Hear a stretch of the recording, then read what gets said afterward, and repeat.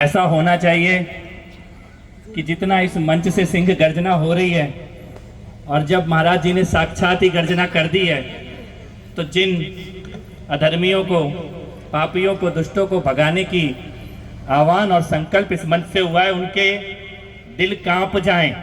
ऐसी गर्जना। बोल सियापति रामचंद्र की, पवन सुत हनुमान की, भारत माता की, वंदे वंदे वंदे।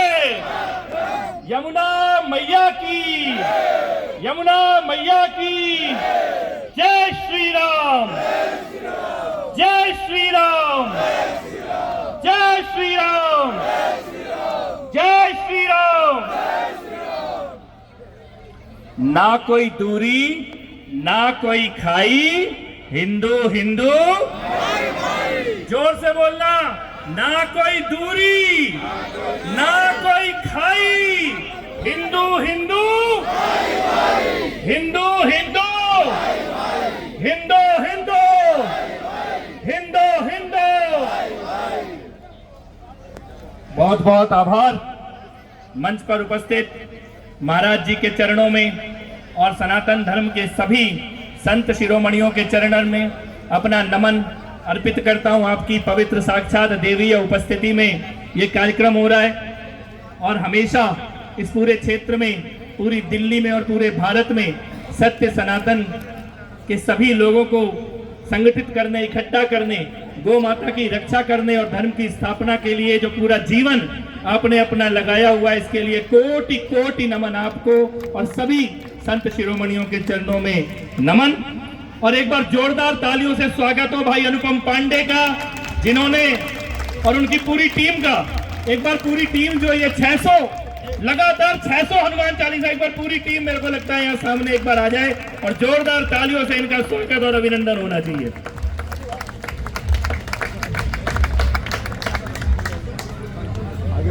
सोनी अनुपम पांडे जी मंच पर उपस्थित हैं, ब्रजेश भाई उपस्थित हैं, संजीव जी उपस्थित हैं, डॉक्टर जेके शर्मा जी उपस्थित हैं और सभी लोग जो यहाँ उपस्थित है। भारतीय संतोष ओझा जी के लिए जोरदार तालियां। मुझे लगता है करावल नगर में कोई भी कार्यक्रम होता है, संतोष जी की पवित्र उपस्थिति हमें मिलती है।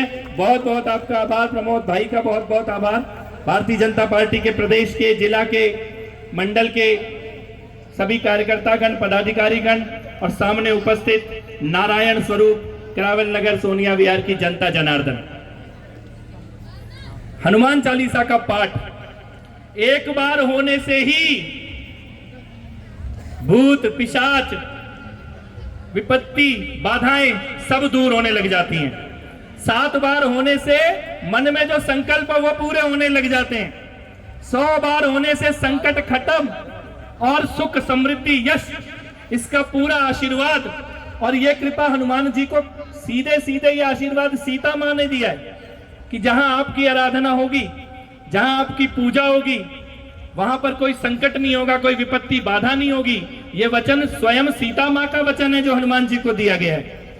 और ऐसे में मां यमुना के किनारे महाराणा प्रताप पार्क में लगातार इतने सालों से 600 बार हनुमान चालीसा का पाठ तभी पूरा हो सकता है जब साक्षात बजरंग बली उस पाठ के सामने खड़े होकर सुनिश्चित करते हो।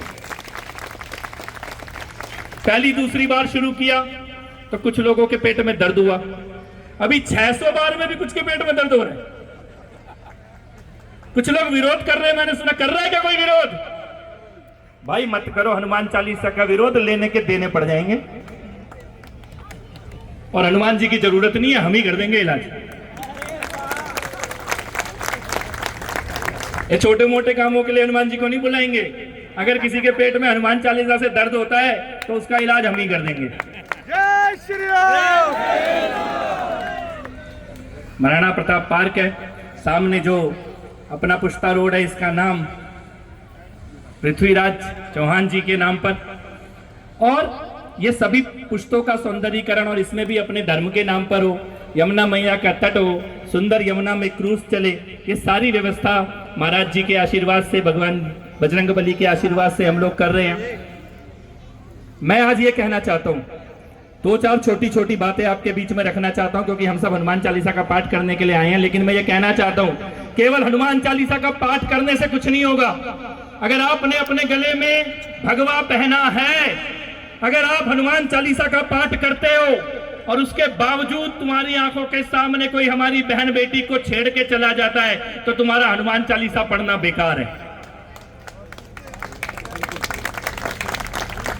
क्योंकि हनुमान जी ने तो नारी के सम्मान के लिए पूरी लंका जला के राख कर दी थी, लंका जला के।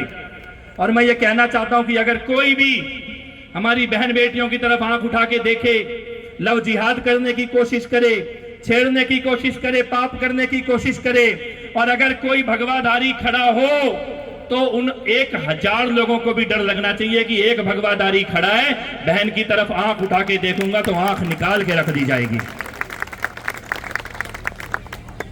तभी ये भगवा पहनना, तभी हनुमान चालीसा का पाठ करना। कल नासिक में जो घटना हुई है, आप में से कुछ लोगों को जानकारी होगी, मैं यहां मंच से उसके बारे में बोलना चाहता हूं। नासिक में टाटा कंसल्टेंसी का ऑफिस, टीसीएस, वहां इंजीनियरिंग करे हुए लड़के लड़कियां वहां पे नौकरी करते हैं। वहां की कल खबर आई है, वहां पे बैठे हुए एचआर, जो उनका नौकरी देने वाला जो अफसर है, और उसके साथ मिलके 7-8 लोगों ने मिलके पढ़े लिखे लड़कियों को अपने जाल में फंसाया।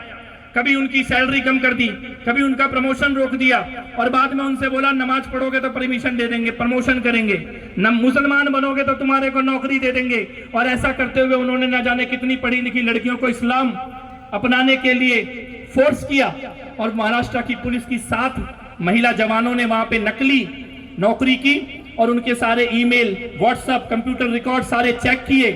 और मैंने और हम सब ने कल ये देखा कि पढ़े लिखे लोग हैं, बंदूक नहीं उठा रहे, बम नहीं चला रहे, लेकिन आतंकवादियों से भी ज्यादा गिरा हुआ काम कर रहे हैं। ऐसे लव जिहाद करने वाले भी असली आतंकवादी हैं, और हमारे बीच में रहने वाले ऐसे आतंकवादियों की पहचान करना और इनका इलाज करना ये बहुत जरूरी है।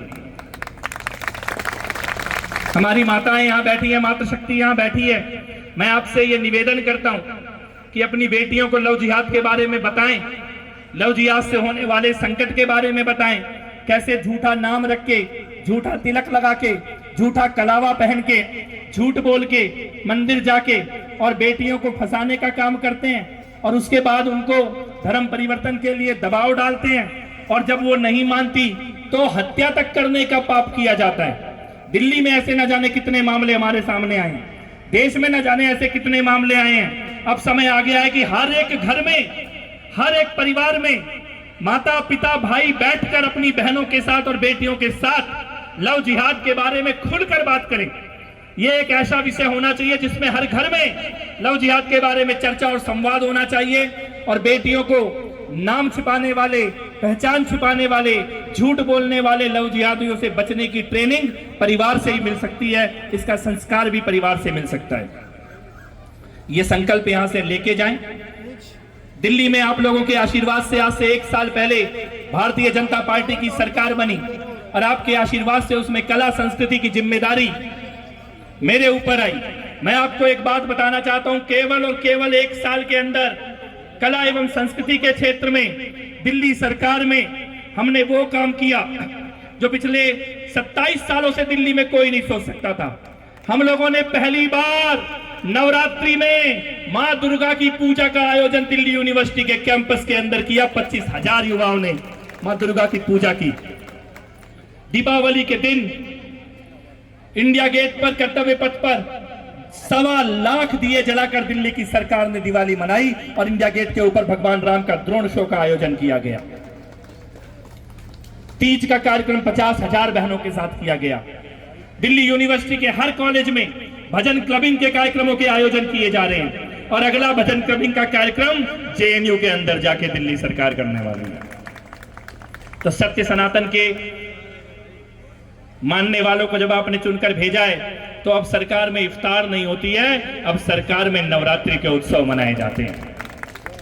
तो इसी प्रकार से आपके आशीर्वाद से दिल्ली में और देश में सत्य सनातन की रक्षा रहे, स्थापित होता रहे।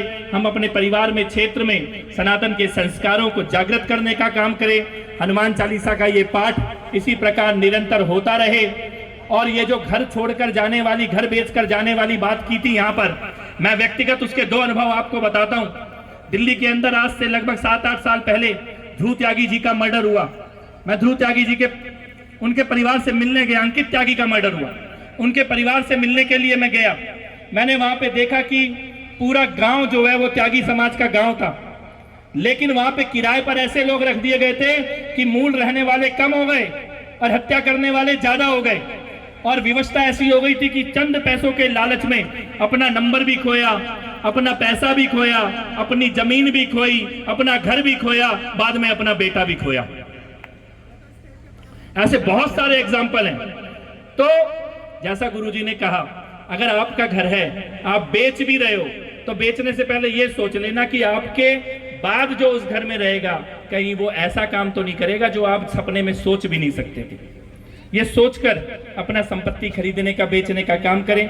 क्षेत्र में धर्म की ध्वजा स्थापित रहे, ये सोचकर काम करें। चंद पैसों के लालच में आने वाले समय में अपने बेटे और बेटियों को तलवार की धार के आगे गिराने का पाप ना हो जाए, ये चिंता अपने मन में हमेशा रखना।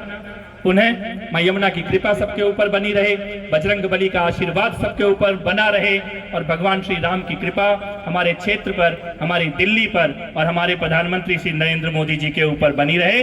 बहुत बहुत आभार, बहुत बहुत अभिनंदन। जय श्री राम, जय श्री राम, जय श्री राम।